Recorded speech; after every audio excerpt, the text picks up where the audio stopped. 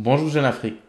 Le monde de l'intelligence artificielle vous parle? Donc aujourd'hui, j'ai reçu un jeune ingénieur africain qui travaille dans le domaine de l'intelligence artificielle. Et il nous a partagé trois de ses prototypes qu'il a développés, notamment en fait un prototype qui permet de, via votre main, de contrôler Google Maps par exemple. Donc du coup, je vais faire un petit rappel. Vous connaissez l'époque de l'Égypte antique, donc l'époque où le continent africain était mère de toute civilisation, était mère des mathématiques, de tout ce que vous voulez. Donc, on veut vraiment que cette époque revienne, c'est-à-dire on veut que la jeunesse africaine commence à concevoir, commence à ressortir ce génie qui est en nous. Et du coup, à travers ce genre de vidéos, vous allez voir la passion qui anime certains de ces jeunes Africains. Et cette passion, elles veulent le faire passer à travers des projets que nous souhaitons mettre plus tard. Et pour ne pas rater ce genre de vidéos, donc je vous conseille vivement de vous abonner à la chaîne, d'activer la cloche de notification pour ne rien rater, parce qu'il y en aura d'autres et d'autres. Donc on va revaloriser le continent africain, et ce à travers des projets d'ordre mondial, d'ordre international. Donc merci à vous.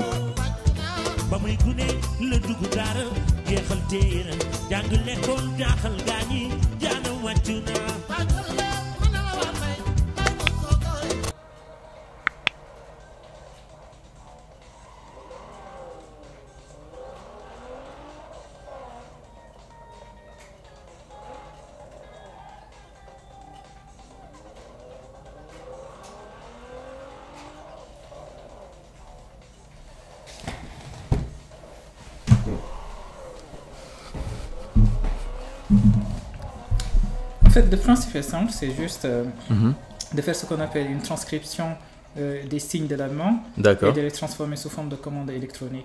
Et donc là, le but est que j'ai codé 3 signes. Ça, c'est ce qu'on appelle l'interface neutre. Cela veut dire que ne fait absolument rien. D'accord. Ça, c'est l'interface en mode backward, qui consiste en fait à faire une marche arrière. Ok. Et là, tac, tac, je vais passer en mode forward.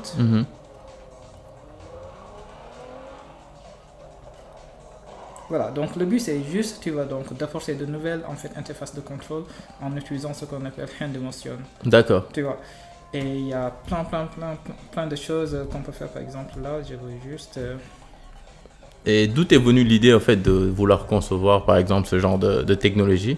C'est le futur pour toi ou qu'est-ce qui t'a poussé à vouloir implémenter ce genre de solution? Exactement. Je pense qu'actuellement, en termes d'interface de contrôle, tu vois, au début on avait des interfaces de type ce qu'on appelle des contrôles de radio. D'accord.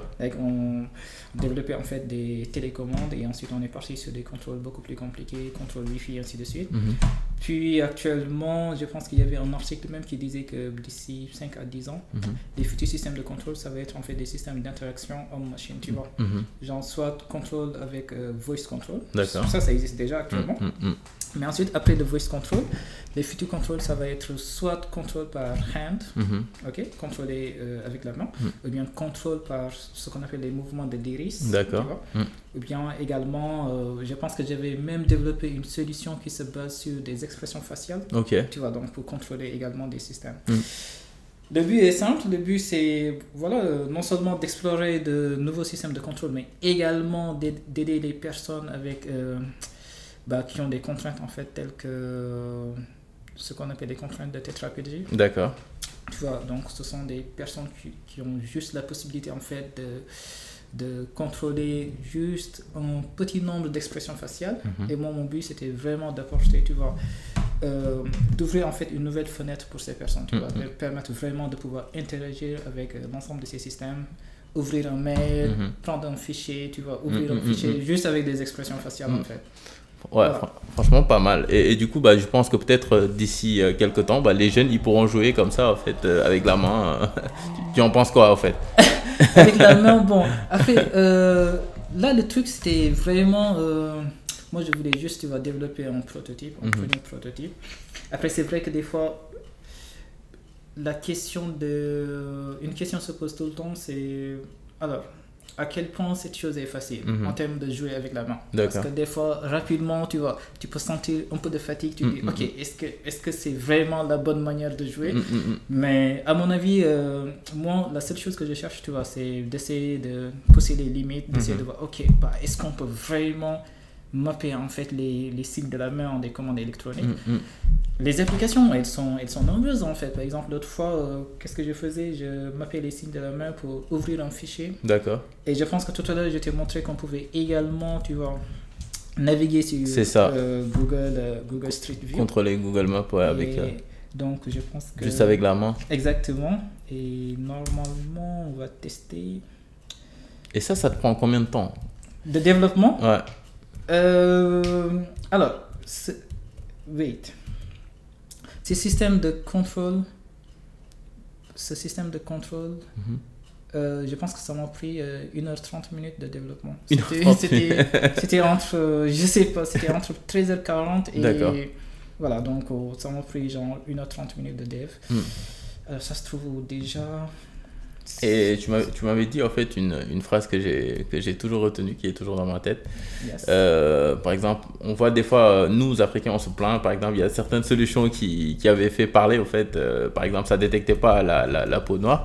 Et tu m'avais dit, en fait, pourquoi se plaindre? Créons-le, tu vois. Exactement. Et du coup, bah, ça reste dans ma tête. Et du coup, j'aime ce génie créateur que tu as. Et je pense que nous devons revenir à ces valeurs. Bah exactement, franchement, tout le temps, j'ai beaucoup de mal en fait à comprendre le fait que les gens ils disent oui, bah écoutez, les Occidentaux doivent vraiment penser à nous. J'ai dit, mais non, en fait, eux, ils sont pas obligés en fait de développer des choses pour l'humanité, ils développent des choses, ce qu'on appelle... En intelligence artificielle, le truc est simple, c'est un problème d'optimisation. Et quand tu optimises, bah, tu optimises ce qu'on appelle une optimisation locale en fait. D'accord. Tu as des données, bah, ok, ce sont des données qui sont relatives par rapport aux réalités, tu vois, socio-culturelles. Et donc, bah, tu les utilises et tu développes ton IA. C'est ça. Bah, également, nous, le truc est simple, il faut qu'on collecte nos données et qu'on développe en fait notre propre IA. Ouais, je suis parfaitement d'accord avec toi. En fait, j'ai jamais compris ce truc, honnêtement. J'ai jamais compris. Je me disais, mais attendez, mais pourquoi les gens ils passent leur temps à pleurer en fait? je suis clairement d'accord avec toi. Et franchement, c'est pas trop difficile. Et d'après toi, bah, je pense peut-être ce sera en estimation, le marché par exemple de l'IA, s'il est vraiment développé en Afrique, tu penses qu'il va peser combien? Supposons sur plusieurs solutions, par exemple ça, si tu arrivais à le vendre, en fait, tu penses que ça pourrait drainer combien en économie réelle pour notre continent? Par exemple, juste pour le Sénégal. Franchement, au Sénégal, oui. Donc là, je veux juste te montrer en fait... par exemple, là, c'est un autre système de contrôle et ça te permet en fait de contrôler ce qu'on appelle le curseur. D'accord. Juste avec tes mouvements de main en fait. Et également, normalement, tu peux te déplacer sur Google Street View. D'accord. Ouais. Tu vois? Tu peux juste te déplacer. Tac. Et tu as plusieurs... En fait, souvent, la seule chose que je fais est que du moment que tu mappes des commandes élémentaires, d'accord. Du coup, en fait, tu peux combiner ces commandes et créer des choses beaucoup plus complexes. Par exemple, ce mouvement est beaucoup plus complexe. Et en réalité, ce mouvement, c'est juste le mappage de deux commandes. Cette première commande. D'accord.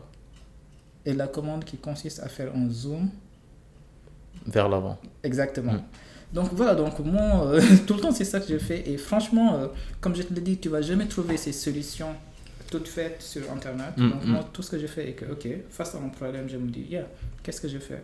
De base, je fais du computer vision, tu vois, je fais du IA, traitement d'image, ainsi de suite. Et je combine l'ensemble de ces solutions et j'essaie de produire un nouveau truc. Bah oui, bah oui. Bah c'est ça le génie, hein. Franchement, c'est... je ne sais pas si c'est... L'expression génie est... Ok, bah comme tu veux. Bah, en fait, moi, j'ai une définition du génie. C'est-à-dire, en fait, pour moi, le génie, c'est une personne qui crée ce qui n'existe pas. Tu vois, du moment que tu crées une chose qui n'existe pas, moi, je considère que tu es un génie. Et aussi, comment je peux quantifier ton génie? Je quantifie ton génie par le nombre de personnes que touche ton projet. Supposons, par exemple, si je vois Microsoft, toute la terre entière utilise ses services, donc c'est un génie plus, tu vois. Exactement. Si c'est 10 personnes, je dis c'est un génie moyen, tu vois. Donc voilà, c'est comme ça que je quantifie un génie, mais du moment que tu crées une chose qui n'existe pas, moi je me dis que voilà, t'as fait tourner tes ménages et tu les as appliqués, donc c'est déjà quelque chose, tu vois. Exactement, oui. En ce sens, sans doute, je suis d'accord avec toi.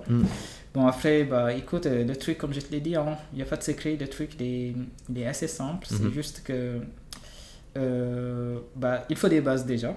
Essayer de comprendre, en fait, comment on résout des problèmes. Je pense que j'ai passé énormément de temps à résoudre des problèmes. C'est qu'on a fait du problem solving. Malheureusement, actuellement, les formations de computer science ne sont plus orientées, en fait, sur cette brique de solve. D'accord. Maintenant, rapidement, en fait, on forme déjà en 6 mois et on les balance un ensemble de langages de programmation. Mais en fait, ils ne sont pas en mesure de se dire, d'accord. Ok, cette semaine, j'ai bien aimé implémenter telle ou telle chose. Ok, je veux implémenter telle chose, mais je passe par quelle étape pour l'implémenter. Et en fait, c'est ça qu'on appelle les génies du solving. C'est ça. C'est extrêmement compliqué à développer. Ça demande, tu vois, énormément de codage. Moi, ça fait plus de 7 ans que je code, sans arrêt. Et c'est ça qui te permet en fait d'avoir cette capacité rapidement de dire ok, j'ai un problème, j'ai des réseaux, tu le fais en 2 heures de temps. En 2 heures de temps, tu auras un prototype. Après, est-ce que c'est un bon prototype ou pas, ça c'est une autre question. Mais ce qui est cool, c'est d'être en mesure de se dire ok, écoute, il y a un client qui est là, le client il a ses besoins et tu dis ok, en 2 heures je te propose quelque chose. Oui, mais c'est pas mal. Après, il faut juste creuser ce prototype pour essayer de l'améliorer, en plus en ayant du financement et tout ça là, quoi, tu vois. Mais tu penses en fait ce marché il pourrait drainer combien de millions, si on peut le dire comme ça entre guillemets? Parce qu'en fait, moi, c'est ça qui m'intéresse, tu vois, genre, parce qu'en fait, on voit, par exemple, Google qui vend son intelligence artificielle à travers les pubs, tout ça là, qui draine des milliards. Donc, du coup, comment, en fait, ce secteur peut impacter positivement notre continent en créant une économie locale, en fait, qui va tourner autour de l'IA? Tu penses que ça, d'après toi, avec toutes ces solutions qu'on peut développer, ça pourrait tourner autour de quoi? Juste un chiffre comme ça, je sais que c'est bête, mais un chiffre comme ça. Non, franchement, je sais pas. Je sais que sans doute, ça va être des millions et des millions, sans doute, peut-être même des milliards. En fait, IA et computer science, c'est extraordinaire dans le sens où, en fait, tu peux les utiliser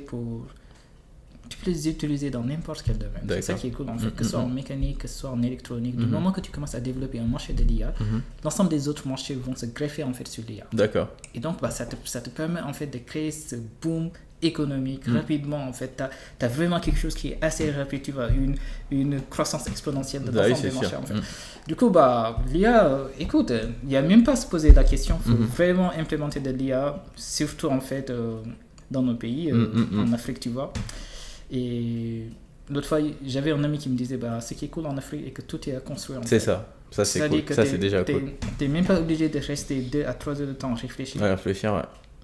Entre sur Google, tape Afrique, rapidement tu tombes sur une image et ça te donne une idée, tu dis, je peux changer quelque chose, tu vois. Oui, c'est sûr.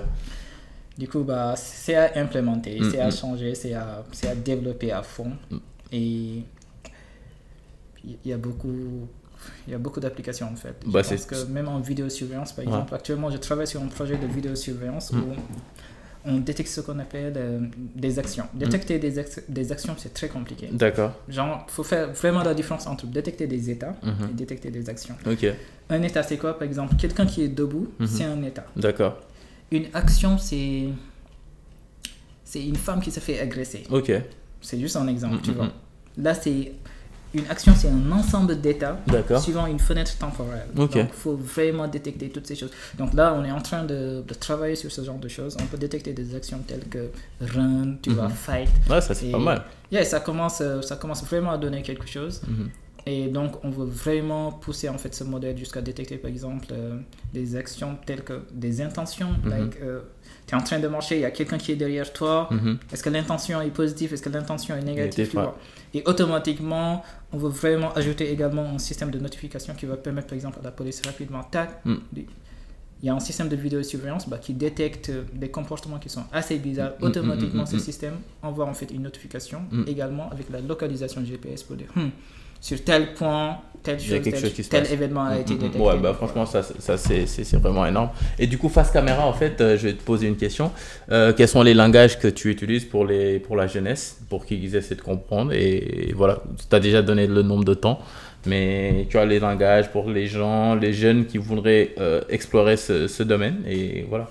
Actuellement, le meilleur langage, je pense, pour vraiment débuter, je dis bien débuter en IA, sans doute, c'est le langage Python. Ok. Sans doute. Après, le choix de Python, c'est juste fait par le fait que Python est simple. Également, est assez... écoute, la communauté de Python, il est extrêmement vaste, en fait. D'accord. Tu vois, donc, rapidement, si tu commences à faire du Python, il suffit que tu poses ta question, rapidement, tu trouves une réponse. Ok. Et ça c'est cool pour quelqu'un qui débute en fait en IA, tu vois. Ouais, ça c'est pas mal du tout. Mais après, sans doute il y aura ce qu'on appelle des contraintes d'optimisation de code, tu vois. Et à partir de là, du moment que tu as des contraintes d'optimisation de code, il faut vraiment passer sur d'autres langages tels que le C++. Ok. Et le C++, pratiquement... en fait, Python, qu'est-ce qu'il fait? Python, il reprend les librairies de C++. D'accord. Et en fait, on développe une surcouche de Python. D'accord. Du coup, en fait, ok, toi, tu codes en Python, mais ton code Python communique avec du C++. D'accord. Voilà, donc la base, en fait, c'est du C++. C'est du C++. Ouais.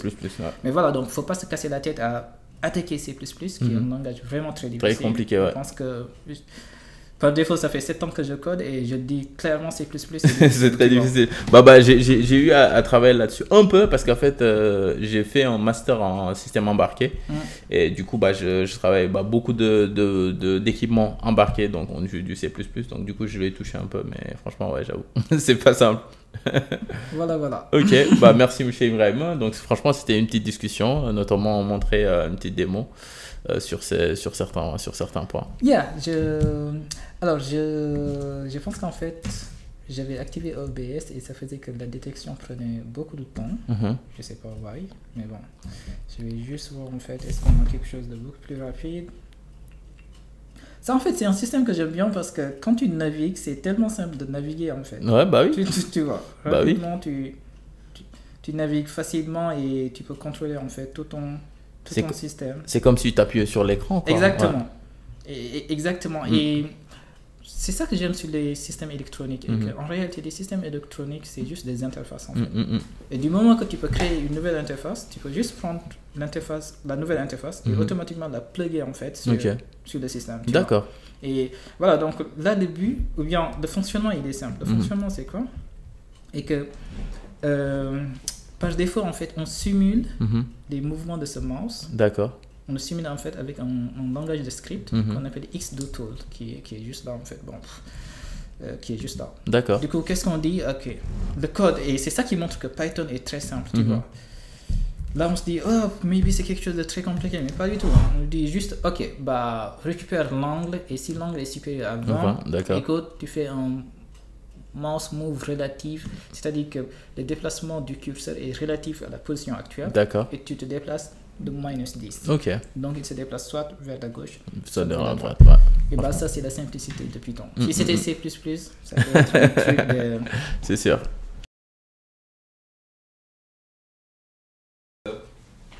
En fait, ce modèle, il te permet juste de détecter ce qu'on appelle des actions. Par exemple, actuellement, quand je fais du run, donc ça marque R en fait. Et quand je commence à changer, on passe en une autre action qu'on appelle flex. Yes. Tu vois? Et en fait, c'est ça qu'on appelle action recognition. Franchement, c'est beaucoup plus compliqué à développer. Et ça prend combien de temps en fait à mettre en place? À mettre en place ce truc, pratiquement 2 heures de codage. Moi, je code tout le temps en 2 heures. Un truc de ouf. Et voilà, donc tu peux l'utiliser pour faire beaucoup de choses. Par exemple, si jamais on veut détecter, est-ce qu'il y a des agressions, tu vois, sur des vidéosurveillance, c'est ce qu'on appelle en fait action de détection. D'accord. C'est très compliqué. C'est sûr que c'est voilà, compliqué. donc ça nécessite en fait de récupérer ces shapes qu'on est en train de récupérer. D'accord. Et donc la première étape, c'est de reconnaître ces shapes, puis de reconnaître ces shapes suivant une fenêtre temporelle. D'accord. Tu vois? Voilà, donc c'était juste un autre exemple. Il y en a énormément, mais... Franchement, c'est vraiment intéressant. Très compliqué par contre, mais voilà. Je vous présente le maître concepteur. Pas du tout. Pas du tout. Je suis juste en mode apprenti et rien de plus, mais bon.